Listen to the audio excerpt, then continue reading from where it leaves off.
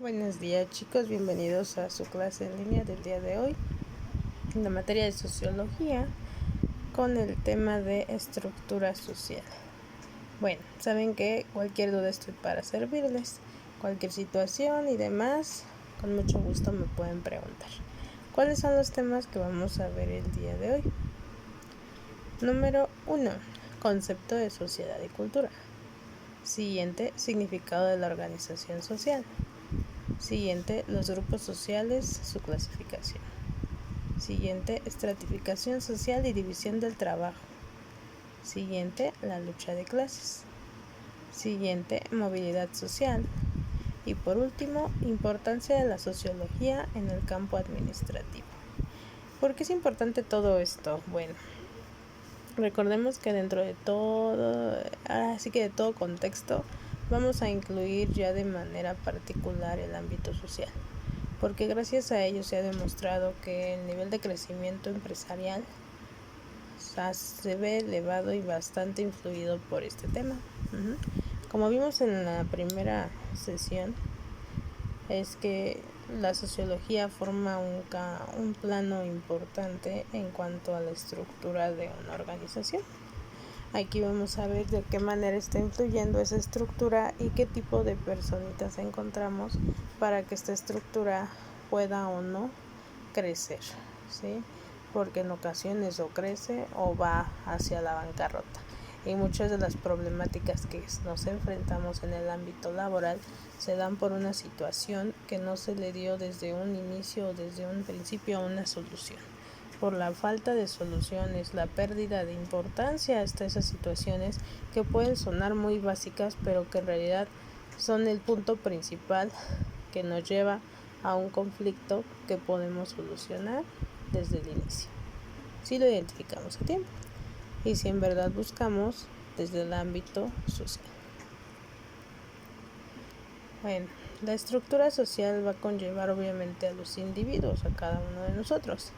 Individuos, aunque el grupo es la unidad básica de estudio sociológico, los individuos son los protagonistas del acontecimiento social, mantienen relaciones y poseen cierta posición dentro de él. Ha sido definida como la situación general, económica, religiosa, política y cultural que mantienen a cada individuo del grupo en el conjunto de la trama social. ¿Qué es el rol social? Porque esto también va a intervenir obviamente para la interacción en una empresa. Rol social, conjunto de conductas y deberes que da una posición. La función de cada uno de ellos que desarrollen la sociedad exigen una conducta determinada. Tienen un carácter dinámico que determina nuestras acciones. Y el normativo que asocia los deberes y obligaciones a una posición social. Entonces va a ser nuestra conducta con las normas que rigen el ámbito donde estamos involucrados. Y también tenemos el estatus social, que es la categoría o prestigio asociado socialmente a un rol, a la posesión de determinados rasgos personales que suelen despertar un grado de reconocimiento, como la edad, la raza, el sexo. Tiene un carácter más estático e implica desigualdad social más o menos acusada. Entonces el rol es a lo que pertenecemos y el estatus es donde nos posicionan, ¿no? Como jerarquizar, por nombre, por lo que tú quieras, por categoría. Pero siempre vamos a generar un rol y la sociedad nos implementa un estatus. Nosotros obviamente nos colocamos en él, pero la sociedad nos lo va implementando en todos los ámbitos, ¿sí? Desde el individual hasta ya el profesional, que es el administrativo, en donde ya estamos posicionados. Bueno, ¿qué es la estructura social? Radcliffe-Crum nos los define como la serie de relaciones existentes en un momento dado que ligan entre sí a ciertos seres humanos.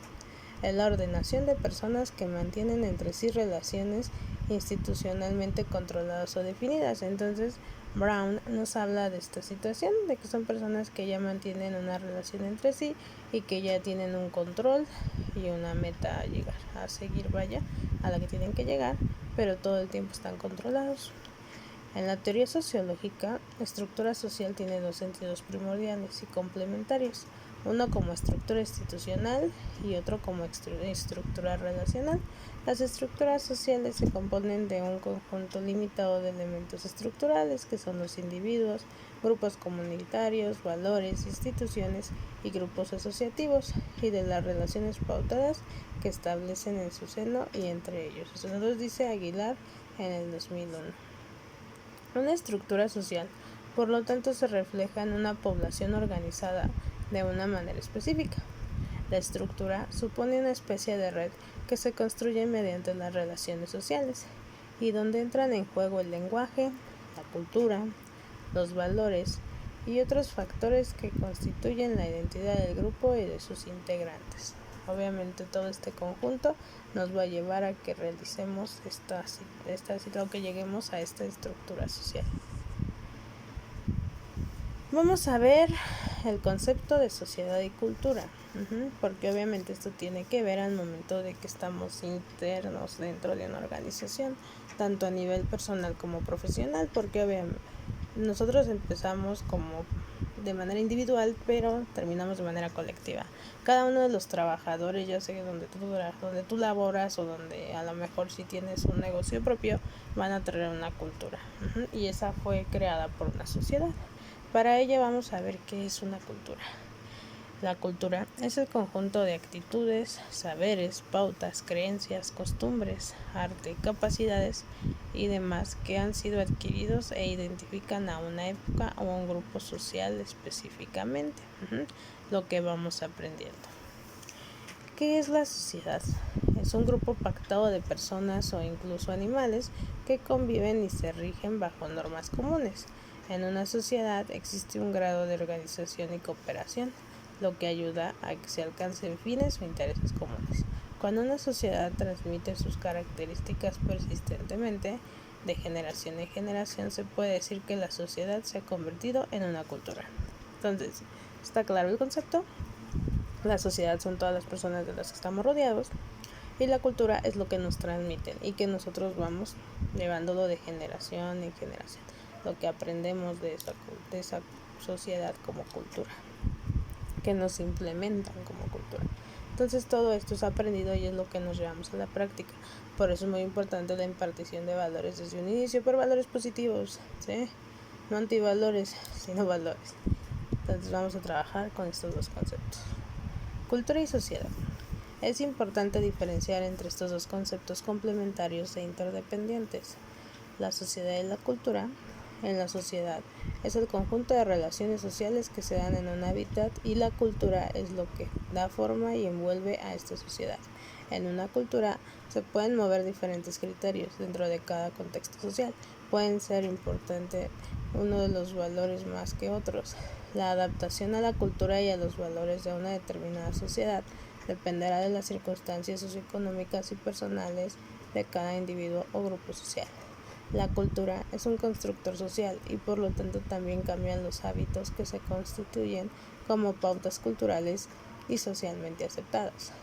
Los comportamientos más o menos saludables adquieren diferente dimensión en función de la trascendencia social que tengan en un momento determinado. La educación para la salud es fundamental en las sociedades. ¿Para qué? Para modificar las conductas que no son saludables, promocionar las conductas que sí son saludables y provocar procesos del cambio social. Entonces, como vemos nosotros, ¿sí? Ya estamos formando una cultura, traemos una, pero nosotros ya como profesionales vamos a formar otra. Y a lo mejor no eres el jefe de la empresa, pero tú sí puedes implementar en tu equipo de trabajo cierta cultura que les puede ayudar, obviamente en beneficio de ambas partes, tanto tuya como de la empresa. A lo mejor en algún momento alguna persona está acostumbrada a hacer lo que se le da la gana y no tiene respeto por nadie, y eso a ti te afecta porque a lo mejor en esa situación no tiene ni respeto ni por ti y tienes que estar trabajando con ella. Entonces la implementación de tú mostrar otro tipo de educación, ¿sí? Y de cultura va a ayudar a lo mejor a que esta persona no te trate igual que a los demás, y poco a poco se vaya dando cuenta de que está cometiendo posiblemente un error y que pueda modificarlo, tanto contigo como con todo el equipo de trabajo. Y eso hace que tu horario laboral sea más llevadero, pero incluye ese granito de arena de tu parte. ¿Qué es la organización social? Se denomina organización social a todos los grupos conformados por un conjunto de personas que comparten opiniones, valores, visiones del mundo, intereses e inquietudes, con el fin de planificar estrategias para lograr objetivos y metas en beneficio de un grupo de personas o comunidad. Los ejemplos de organizaciones sociales más comunes son las organizaciones políticas, culturales, económicas, empresariales, educativas y ambientales. El término organización social forma parte del concepto de organización, que conlleva la gestión del capital humano, así como de recursos económicos, materiales e inmateriales. Cada integrante de una organización social cuenta con características específicas que le permiten alcanzar el objetivo planteado a través de diferentes herramientas. En consecuencia, cada organización social es única según su función social. Por otra parte, las organizaciones sociales surgen y se adaptan a las necesidades del ser humano. Es por ello que continuamente aparecen, desaparecen o se modifican, esto con el propósito de dar respuesta o solución a una problemática que afecta a un grupo determinado de personas. Por ejemplo, las estructuras sociales de las familias se han modificado, y eso se debe a que las necesidades sociales y culturales cambian constantemente, y por ende los roles en el hogar también. Lo mismo ocurre en las organizaciones culturales y políticas. Entonces, como estamos viendo en el ejemplo anterior, siempre vas a formar parte de una organización. Y obviamente en el ámbito profesional es donde llevamos más tiempo o donde duramos más tiempo de nuestra vida diaria. Por lo tanto, hay que hacer que este tiempo no sea de manera negativa, sino que nosotros nos sintamos bien. Pero empezamos por nosotros como ejemplo para poder ayudar a los demás.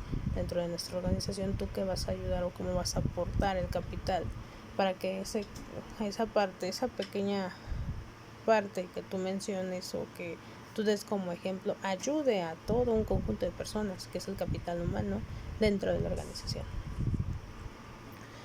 Bueno, ahora, los tipos de organizaciones sociales. Sí, les voy a mencionar algunos.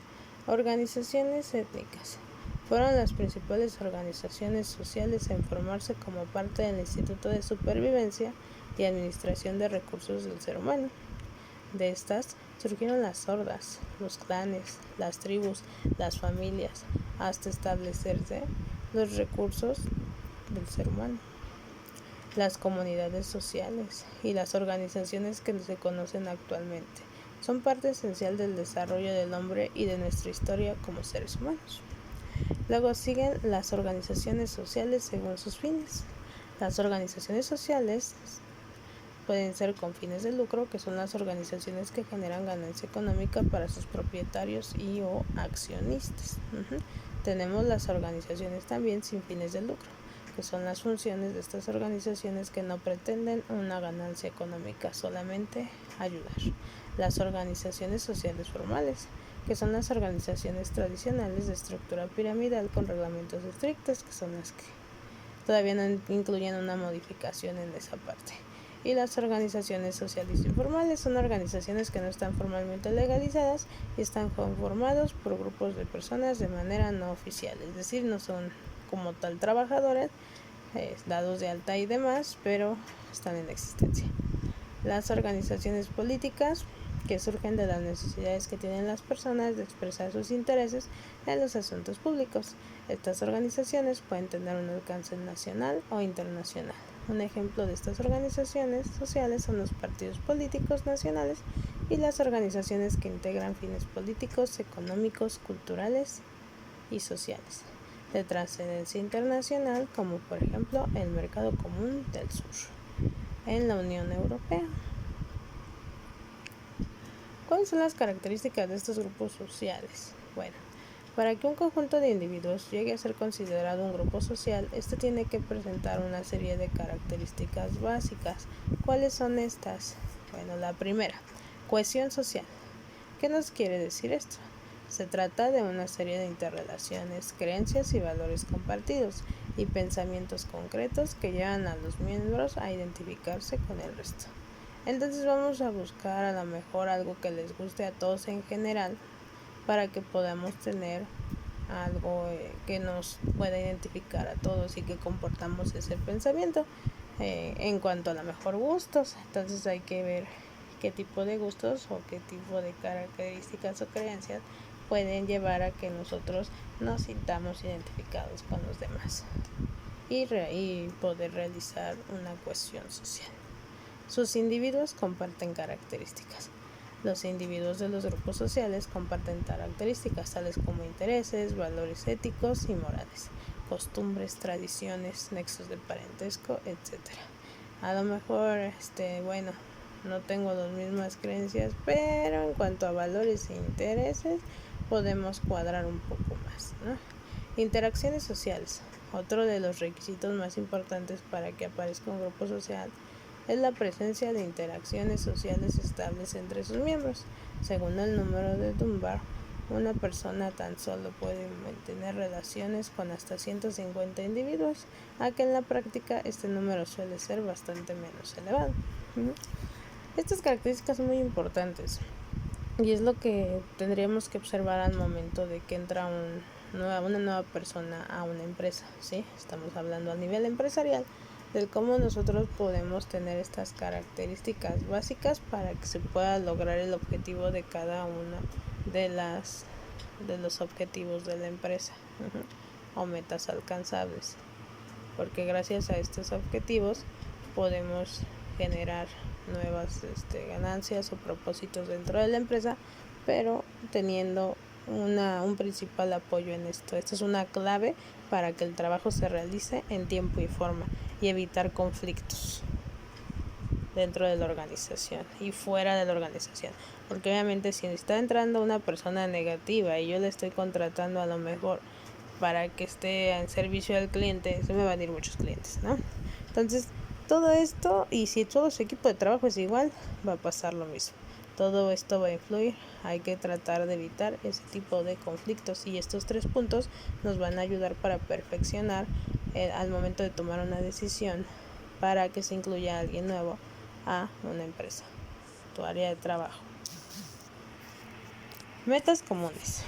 Además de estas características fundamentales, existen otros elementos que algunos autores consideran importantes para ver si realmente existe un grupo social definido o no.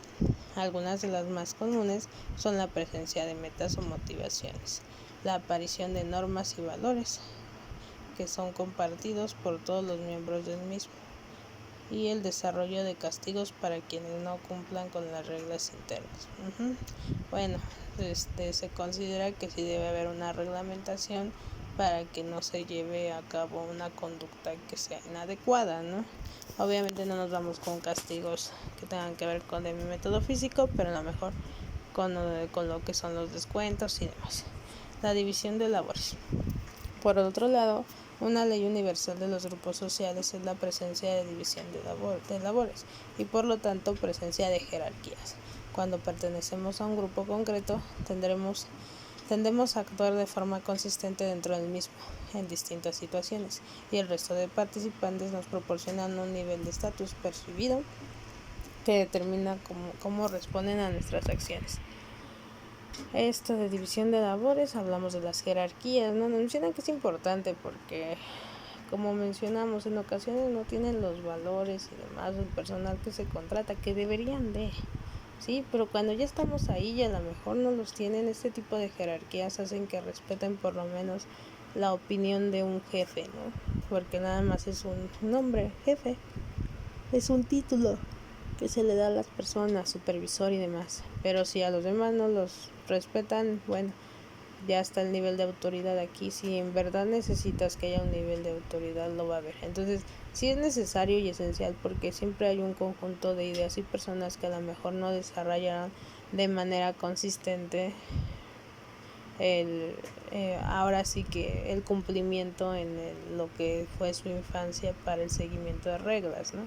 Entonces sí va a ser importante que pongamos una jerarquización dentro de una organización. Tipos de grupos y ejemplos. Los grupos se pueden clasificar en primarios y secundarios. ¿Cuáles son los grupos primarios? Un grupo primario es aquel en el que los miembros tienen relaciones personales íntimas y duraderas. Las personas que se encuentran dentro de un grupo primario pasan mucho tiempo juntas y generalmente realizan muchas actividades distintas en compañía.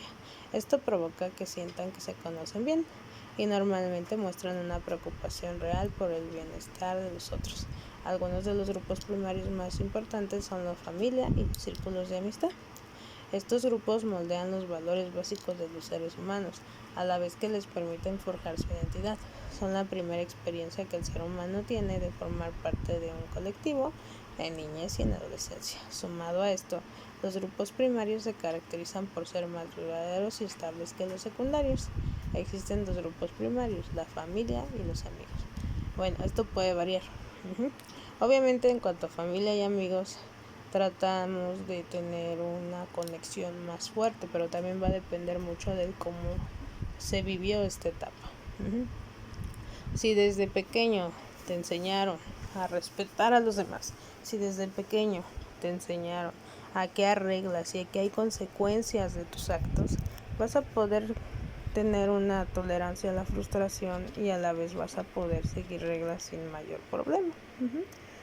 Al contrario, cuando no te ponen límites y demás, bueno, vas a querer hacer ahora sí que lo que se te venga en gana y probablemente te corran.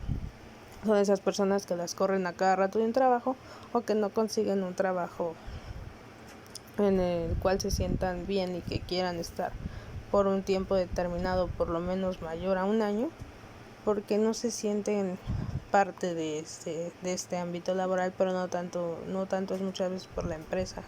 Sí interviene, por supuesto que sí, pero cuando ya traen una idea en la cual no pueden ser estables porque no les enseñaron el respeto, la responsabilidad y la estabilidad en este ámbito primario, puede ocasionarles problemas ya en el ámbito profesional. Por supuesto que interviene. Entonces, si pasa esta situación, hay que tomarlo muy en cuenta. Pero el grupo primario se considera así porque de ahí vienen tus valores, tus responsabilidades, tus conocimientos primarios para poder estar dentro o no de una organización, para formar o no vínculos personales y profesionales, que te cueste o no tenerlos.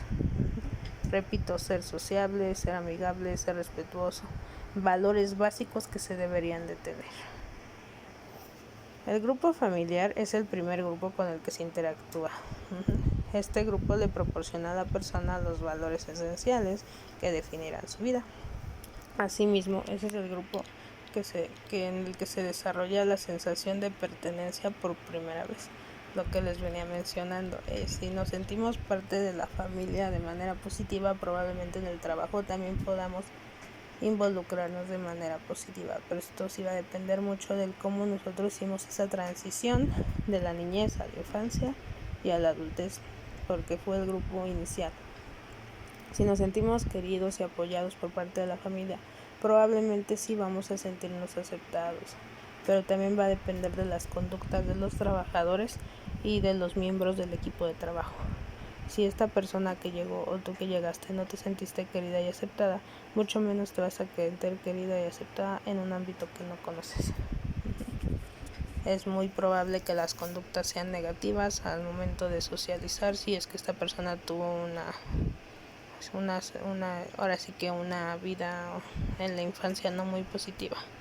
Y si fue al contrario, si desde el inicio le enseñaron a socializar de manera ahora sí que no conllevara a una situación que no le agradara, lo va a poder hacer. Los grupos de amigos. El grupo de amigos es el segundo grupo con el que cada persona establece relaciones. La sensación de pertenencia que se crea dentro del grupo familiar se expande hacia otros individuos. Se comparten intereses similares como los libros, la música, películas, juegos, entre otros. Sin embargo, los intereses son solo una forma de forjar el primer contacto. Una vez que se ha producido la primera interacción, los lazos que se forman serán tan fuertes que la relación perdurará incluso aunque cambien los intereses.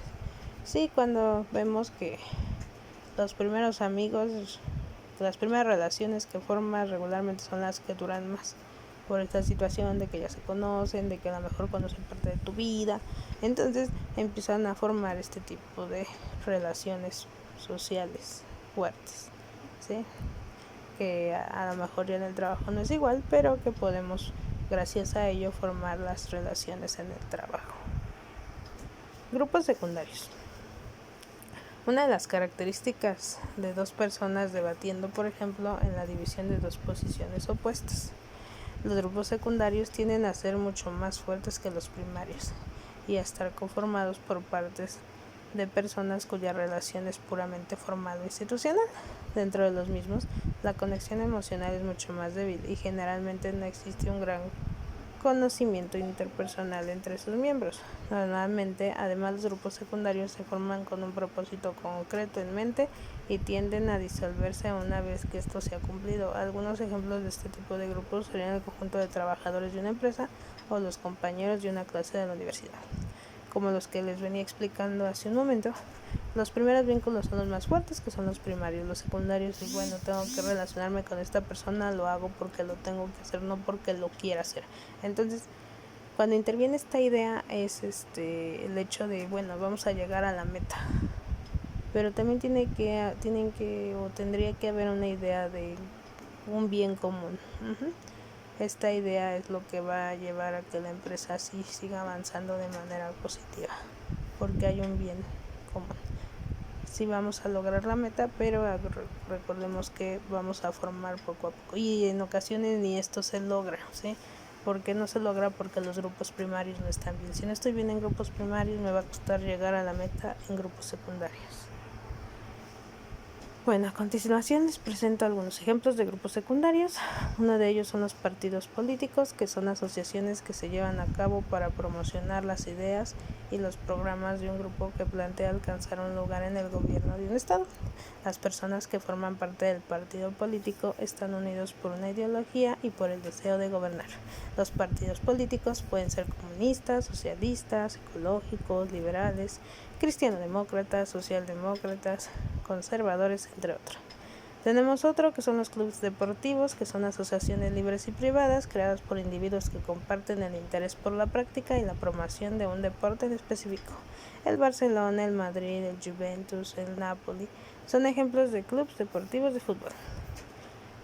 Grupos religiosos. Los grupos religiosos son las organizaciones sociales que se estructuran en torno a una doctrina que busca dar respuesta a las preguntas más esenciales del individuo, tales como el origen del mundo y la vida en el planeta Tierra. Entonces, como vemos, los secundarios me hablan más como de, bueno, te sobrellevo, ¿no? Pero para poder sobrellevar a alguien tengo que tener tolerancia a la frustración y tenemos que saber que cada persona es diferente y respetar las opiniones. Todos tienen una opinión y todos tienen un mundo de diferente manera.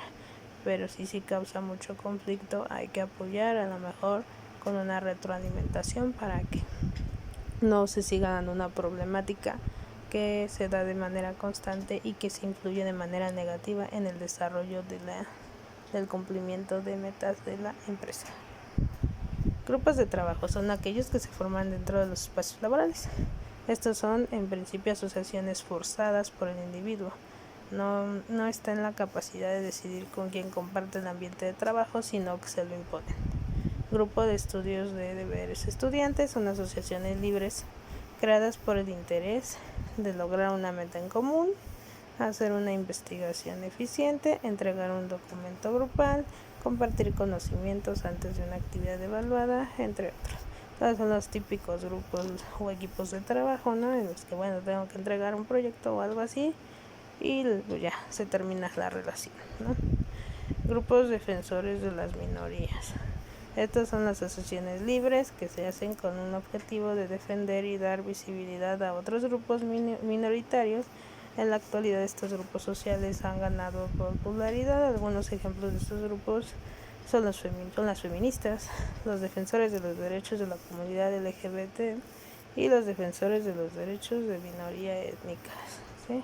Que ya son los grupos que ya se han creado de manera constante. Ahora vamos a ver lo que es la división del trabajo. Consiste en la participación de las diferentes tareas que conforman el proceso productivo de un bien o servicio, el cual se reparte entre un grupo determinado de personas. En otras palabras, la división del trabajo, aunque tiende a confundirse, es el origen de la especialización del trabajo. Este consiste en la fragmentación de las tareas necesarias para la producción de un bien o servicio, las cuales se reparten entre una serie de individuos, habitualmente en base a su fuerza, capacidad, especialidad o naturaleza. Con el tiempo, la división de trabajo permitió el incremento de la productividad en determinadas tareas, mediante la especialización, así como el desarrollo de sociedades. Grandes economistas como Adam Smith y Karl Marx profundizaron sus estudios en la división del trabajo. Este fenómeno se considera como uno de los pilares fundamentales para el desarrollo económico a lo largo de la historia. Origen de la división del trabajo. A lo largo de la historia, las sociedades agrarias se dedicaban en exclusiva a la agricultura. Ante la aparición de las necesidades con el comercio, la artesanía o la creación de un sistema militar que garantice la sociedad de los individuos, surge la división de trabajo. Por ello, es crucial conocer lo que significó el excedente de producción. Cuando el desarrollo técnico de las tareas produjo un incremento de la productividad y con ello un excedente de producción, el resto de individuos podrían dedicarse a otras tareas como la guerra o la artesanía, sin necesidad de dedicarse a la agricultura para poder alimentarse. De esta forma, Smith consideró que a través de la división del trabajo, el obrero iba especializándose cada vez más en su función. Eso permitía que al ganar experiencia en determinadas tareas, éstas iban a perfeccionarse con el tiempo. A su vez, este fenómeno favorecía el desarrollo técnico de las tareas. Esto ocurría porque los obreros especializados tenían cada vez más conocimiento sobre la tarea, permitiéndoles el desarrollo de nuevas herramientas y técnicas, fenómeno que le permitía desarrollar la tarea de forma más eficiente y mecanizada. Por otro lado, Adam Smith destacó varios factores negativos que se originaron por la división del trabajo, entre ellos la división a su vez de los salarios. Smith consideraba que la división del trabajo en función de la tarea que se desarrollase producía diferencias salariales entre los distintos individuos en base a las características de la tarea a desarrollar. Por otro lado, Smith también consideraba el deterioro del avance del conocimiento al desarrollar labores muy mecanizadas y monótonas. Por ello, Smith consideró que la división de trabajo debía ser compensada con un incentivo a la educación para mitigar este deterioro. Sí, entonces él nos hablaba, bueno, está bien la división del trabajo, pero también tiene cosas negativas porque no crecen, ya no les interesa aprender más sobre ello. Entonces vamos a hacer que esta división de trabajo se realice, pero a su vez que se preparen para adquirir nuevos conocimientos y con ello se pueda subir a lo mejor de puesto o tener otro tipo de sueldo o salario. Eso es lo que nos mencionaba este autor. Karl Marx. Por otro lado, aunque la línea de Smith, Marx argumentaba los posibles problemas de la especialización, pues consideraba que con el tiempo la monotonía de realizar tareas repetitivas acababa frustrando a los trabajadores. A su vez, Marx suponía que en un escenario donde las tareas fuesen cada vez más repetitivas, el trabajador necesita un menor conocimiento para el desarrollo de su trabajo. Esto, para Marx, deriva en una menor cualificación futura de los empleados, que necesitan un menor conocimiento del que necesitarían si tuviesen que realizar la tarea productiva al completo. Dentro de sus aplicaciones teóricas para Marx y en referencia a su teoría de la lucha de clases, considera que en ocasiones la división de trabajo provenía por una relación de dependencia por cuestiones de jerarquías, estableciendo así el control social. Además, para Marx, la división del trabajo se expresaba de forma más natural y de una forma más desarrollada dentro de un sistema comunista, ya que no establecía esos principios tan jerarquizados. Como podemos observar, la visión de Marx estaba muy relacionada con Adam Smith. Ambas concepciones poseían rasgos comunes en los efectos sobre el individuo, diferenciándose en la estructura social que este fenómeno producía. Ventajas e inconvenientes de la división del trabajo. Entre las ventajas de la división del trabajo podrían destacar incrementos de la productividad, mayor calidad en el producto o servicio, menores costes en la producción, facilidad para el desarrollo tecnológico, mejora en la calidad de vida del trabajador. Por otro lado, las desventajas de la división del trabajo que podríamos destacar son monotonía de la vida del trabajador, frustración por la repetición continua de tareas, menor conocimiento técnico, mayor dependencia con el trabajador y destrucción del espíritu creativo. Y definitivamente, estas son problemáticas que llegamos a encontrar en el trabajador. Entonces, ¿tú qué soluciones darías? Aquí daría algunas alternativas, ¿sí? Que puedes observar dentro de una problemática en la organización. Para ti, ¿qué sería lo más viable? Y si estás de acuerdo o no con la opinión de Marx sobre esta situación, ¿no? Entonces, aquí están los pros y los contras. ¿Tú cómo te sientes a lo mejor en tu área laboral? Piénsalo, porque sí, en efecto, algunos trabajadores ya empiezan a sentir una monotonía porque siempre hacen lo mismo y no hay una conclusión, y otros no quieren hacer nada de lo que ya están ahora sí que acostumbrados a realizar. Pero esto va a depender de la personalidad de cada uno de los individuos. Algunos inconvenientes, como les repito, son estos y algunas ventajas son aquellas, pero lo dejo a tu consideración. Ahora vamos a ver qué es la lucha de clases. La lucha de clases se refiere al conflicto de intereses manifiesto entre las clases sociales, de cuyas tensiones y dinámicas surgen los cambios históricos. El concepto ha sido ampliamente desarrollado por el marxismo y ha resultado la base fundamental de sus teorizaciones sobre los modelos económicos. La reflexión teórica sobre este fenómeno se puede rastrear desde Maquiavelo, desde el siglo XVI, pasando por Jean-Jacques Rousseau, Adam Smith, James Madison y Edmund Burke. Sin embargo, cuando hoy se emplea el término, se hace alusión al enfoque teórico del marxismo-leninismo. La lucha de clases es reconocible en los diferentes modelos de la organización políticas, que eran amos, esclavos, patricios, plebeyos, señores, feudales, siervos, ricos y pobres. Aunque el número y características de las clases sociales varía según el contexto, pueden resumirse en dos grandes bloques: los dominadores y los dominados. Los dominadores controlan el territorio y los medios de producción, mientras que los dominados constituyen la fuerza de trabajo. Entonces, obviamente, si lo vemos en el ámbito administrativo y empresarial, vamos a ver al jefe y al empleado, el que manda y el que obedece, y cómo esto va a llegar a la organización de la estructura, lo que conlleva a una lucha de clases constantemente. La lucha de clases según el marxismo-leninismo. Desde el punto de vista del marxismo, las clases sociales se han conformado históricamente a partir del momento en que apareció la división del trabajo y el modelo de propiedad privada. La tensión entre propietarios y no propietarios o dominadores y fuerza productiva da origen a la lucha de clases. Esta, a su vez, impulsa por naturaleza los procesos cualitativos de transformación histórica. La aparición de la industrialización trajo consigo una reconfiguración de la sociedad nunca antes vista, determinada por el control del capital y los medios de producción en masa. Así, el marxismo acuñó el término proletariado y desplazó el contenido semántico de la palabra burguesía. La burguesía representa para los marxistas el sector propietario de los medios de producción. Se divide en burguesía financiera, que es el que controla el sector bancario y las materias primas, y la burguesía industrial, que es la que controla a la gran industria. Pequeña burguesía, que son los comerciantes y pequeños propietarios y terratenientes. Junto a la clase del campesinado, pero distinta a esta, el marxismo identifica al proletariado, clase obrera o clase asalariada, fundamental en el desarrollo del capitalismo industrializado.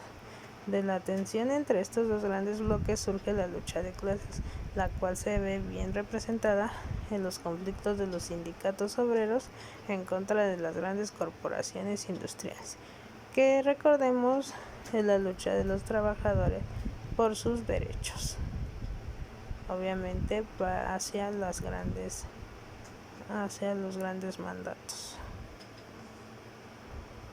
¿Qué es la movilidad social?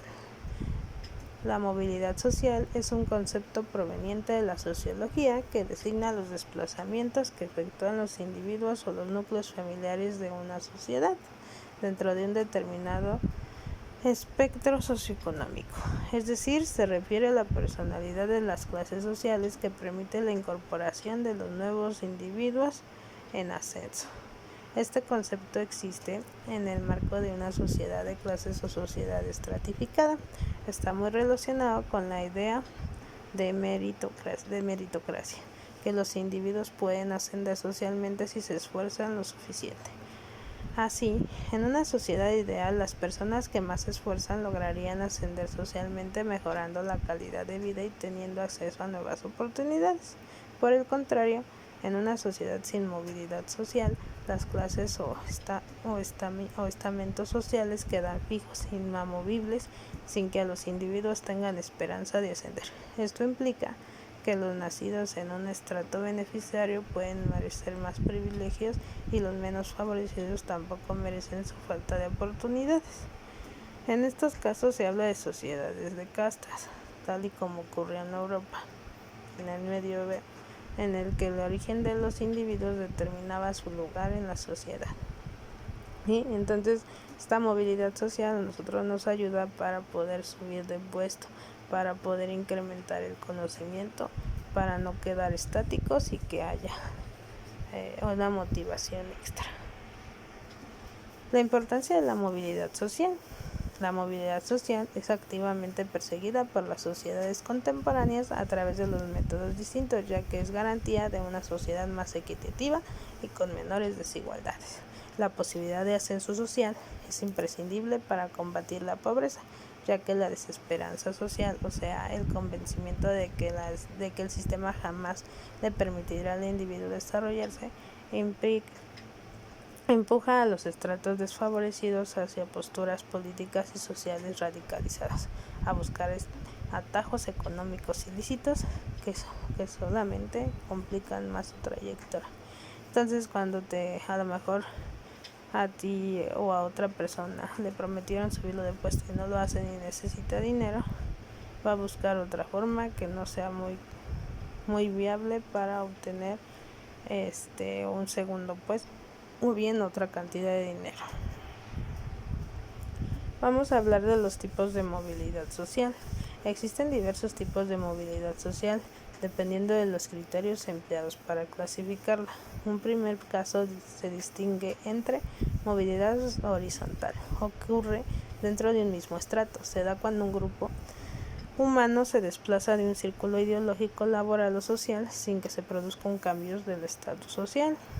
La movilidad vertical implica el abandono de la clase social. Inicia para optar por una nueva, ya que está más arriba, que es el enriquecimiento, o más bajo, que es el empobrecimiento, que es en la escala socioeconómica.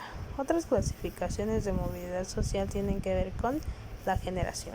Se habla de movilidad social intergeneracional cuando se produce el desplazamiento entre una generación y la siguiente. La movilidad social intrageneracional, en cambio, cuando tiene lugar entre los individuos de una misma generación.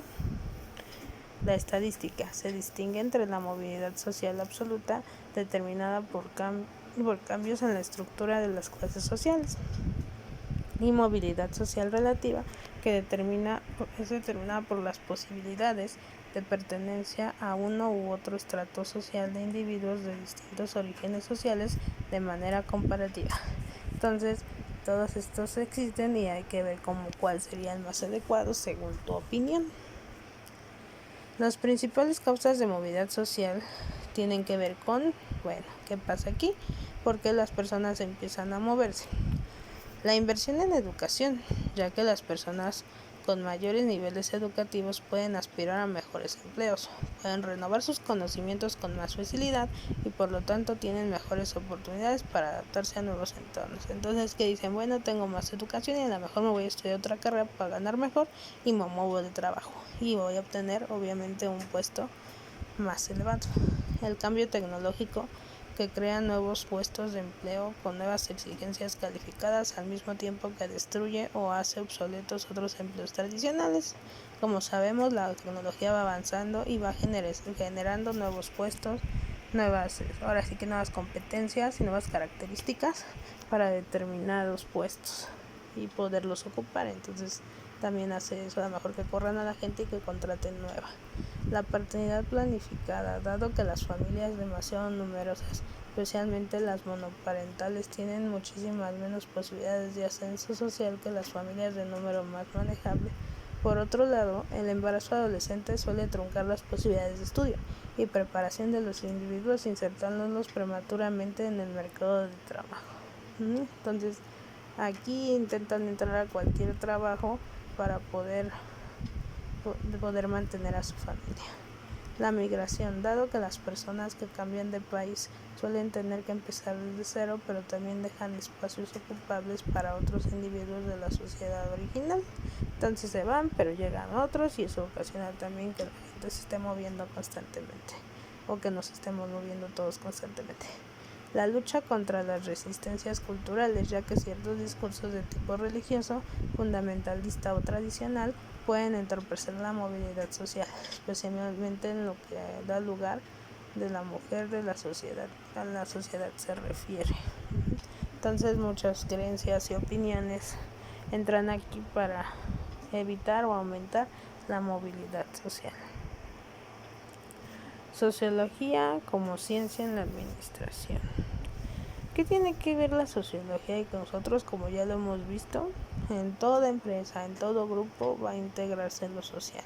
Vamos a encontrar este tipo de problemáticas y personas, que son las causas por las cuales se llegan a generar conflictos sociales, que son la lucha de clases, ¿no? Esta parte de la movilidad. Entonces, todas estas características van a llegar a generar a lo mejor algún conflicto, ¿sí? Que llegue a alguien, como vimos en la intergeneracional, que llegue a, ¿sabes qué?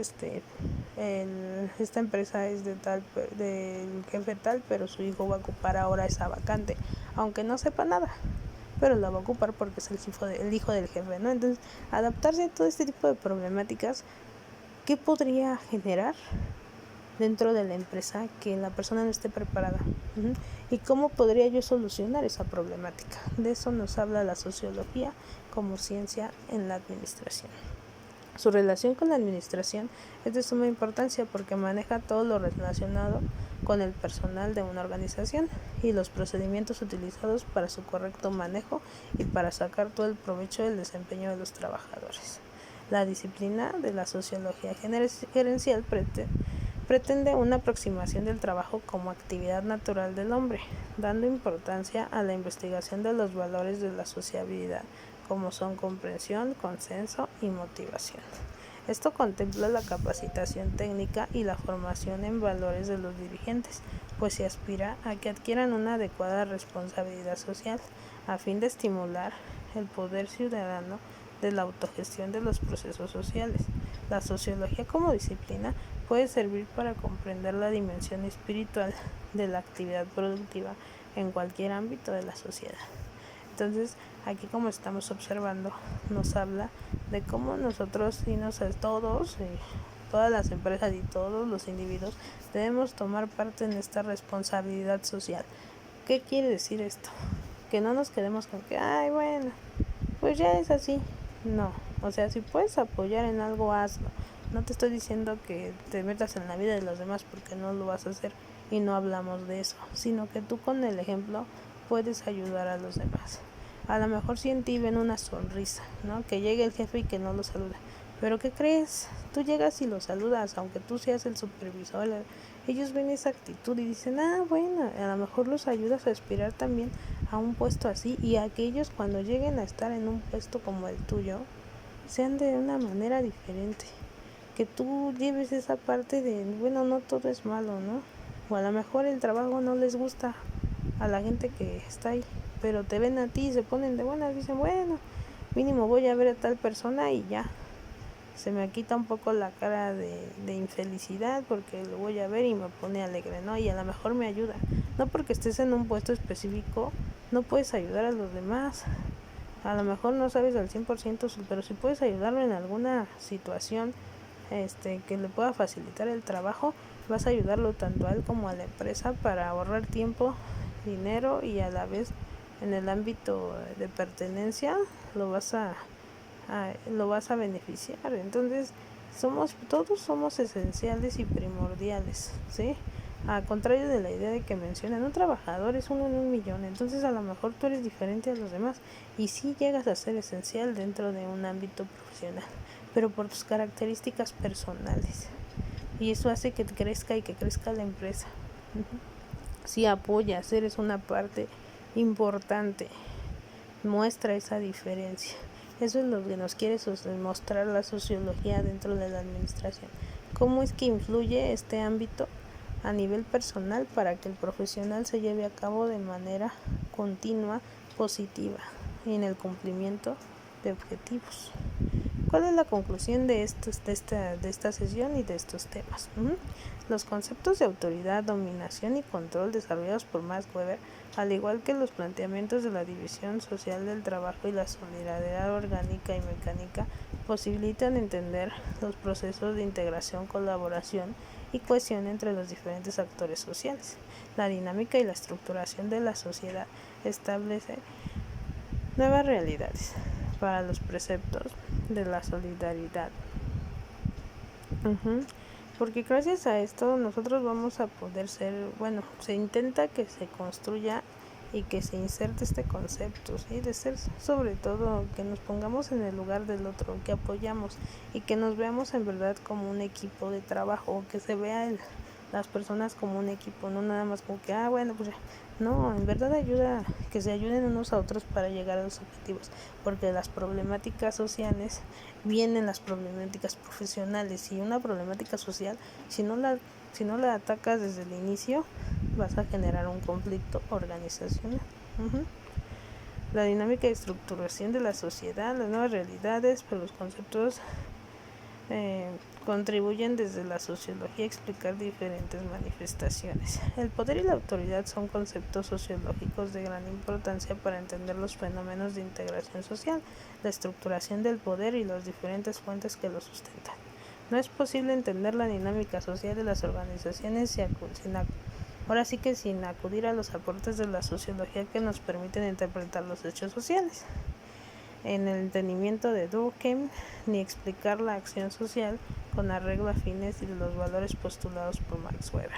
El poder y el crecimiento económico en Occidente permiten explicar las nuevas realidades sociales en el marco de integraciones y del orden mundial a través de bloques económicos como la Unión Europea, en la que logran identificar y construyen las bases de los nuevos poderes sociales y económicos del mundo, ¿sí? Entonces, ¿por qué creen que empresas fuertes logran ser fuertes? ¿Sí? Porque incluyen las necesidades de los seres humanos, se preocupan por cubrirlas. ¿Okay? Les pongo el ejemplo de la empresa de Google. Esa empresa tiene en verdad una preocupación constante por el trabajador, y gracias a ello los trabajadores logran innovar, y es una empresa grandísima y que ha aportado mucho, pero porque esta visión de enfocarse en el trabajador los ha llevado al cumplimiento de metas por la satisfacción del empleado, porque ellos sí involucran todo esto, involucran lo social, involucran todas las necesidades básicas del ser humano. Entonces eso es lo que lo lleva a ser una gran empresa. Todas las empresas deberían de incluir esta parte, ¿sí? Les dejo esto como primer foco de inicio para que observen la importancia de la sociología en este ámbito y como un problema que para ti puede ser como algo de la vida cotidiana sí influye para el cumplimiento de metas, que a lo mejor pudiste solucionar desde el inicio, que no tengo buena relación con tal persona, y te empiezas a mortificar demasiado y hasta faltas, ¿no? Tienen muchas faltas porque no quieren ver a lo mejor al jefe que les cae gordo. O sea, ese tipo de problemas sí conllevan a que no se logren los objetivos, ¿sí? Porque estás faltando y a lo mejor tú tienes que recibir ciertas cosas importantes o a clientes que sí son demasiado o que aportan demasiado a la empresa, y por esa situación no vas. Entonces un conflicto social lleva al conflicto administrativo final, y entonces hay que evitarlos, o más que evitarlos, hay que tratar de solucionarlos en tiempo y forma. bueno, hasta aquí vamos a ver por el día de hoy. Espero que les haya agradado.